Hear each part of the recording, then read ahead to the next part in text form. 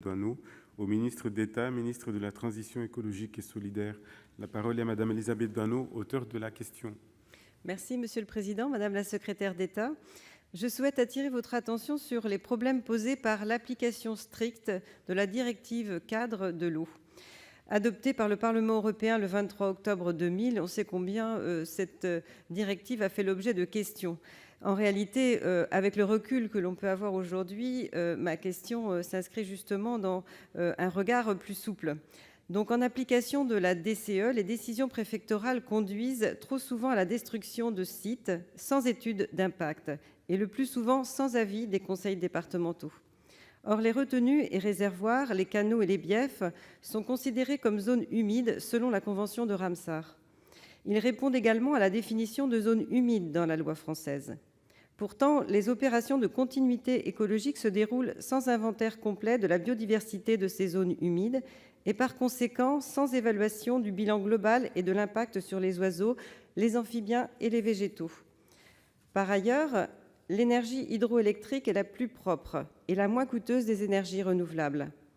Considérant que 90% des sites déjà en place ne produisent pas à l'heure actuelle, il existe donc un potentiel de croissance important.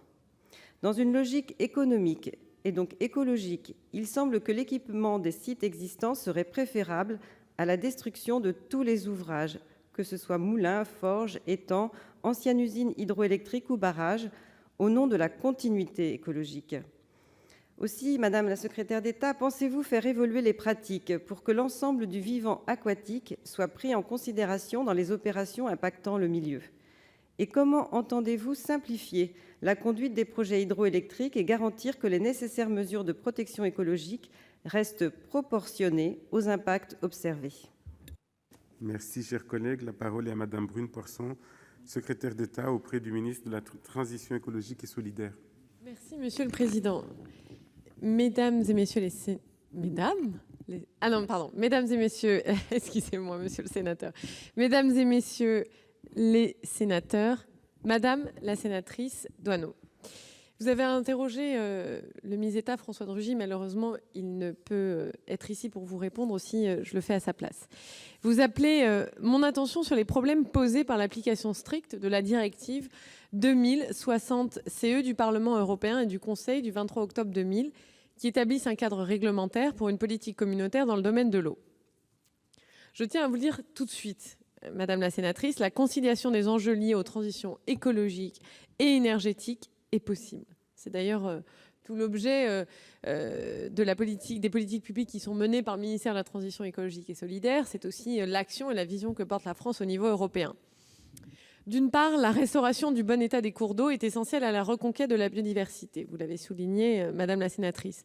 Et d'autre part, l'hydroélectricité est une énergie renouvelable essentielle. Dans la mesure où son potentiel en France est déjà bien exploité, la priorité est donc maintenant d'optimiser les installations déjà existantes sur le plan et de la production, mais aussi de la puissance de pointe. Il faut donc équiper les ouvrages de turbines aux endroits adaptés, limiter les impacts, décloisonner les rivières et restaurer des habitats naturels dans d'autres secteurs. De nombreux territoires s'y emploient avec succès, bien que la conciliation locale reste complexe à atteindre.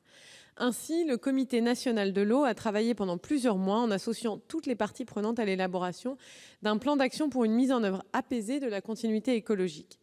Ce plan d'action est porté par le ministère de la Transition écologique et solidaire en lien avec le ministère de la Culture pour la partie patrimoniale.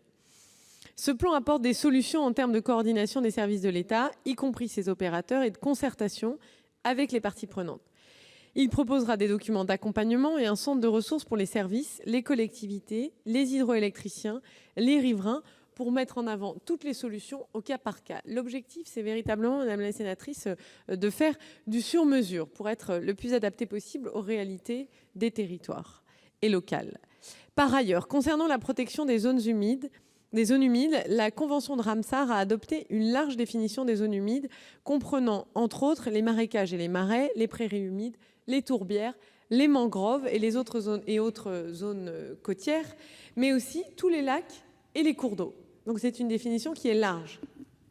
La politique de restauration de la continuité écologique des cours d'eau n'est donc pas en contradiction, Madame la sénatrice, avec les objectifs et les engagements pris dans le cadre de la Convention Ramsar. Au contraire, elle y contribue, et les deux doivent impérativement travailler et être alignés, comme vous le préconisez, Madame la sénatrice. Je vous remercie. Merci, Madame la ministre, et veillez au respect du temps, s'il vous plaît. Il vous reste 36 secondes, chers collègues, pour répondre. Oui, je voudrais remercier Madame la secrétaire d'État parce qu'effectivement, c'est rassurant de savoir que le plan d'action tient à la situation au cas par cas. C'est vraiment une ambition que je partage pleinement parce que l'hydroélectricité, c'est un enjeu majeur dans le cadre de l'énergie propre.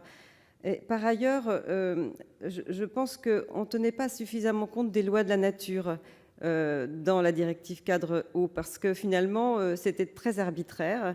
Et qu'en l'occurrence, les anciens qui avaient construit ce petit patrimoine autour des moulins, de tout ce que j'ai énuméré tout à l'heure, eh bien, l'avaient construit au regard d'une connaissance sans doute instinctive, mais qui était finalement très attentive aux observations de la nature. Et donc, on ne pouvait pas admettre de tout détruire de cette façon-là. Merci. Merci, chers collègues. L'ordre du jour appelle la question orale numéro 380 de Madame Catherine Deroche au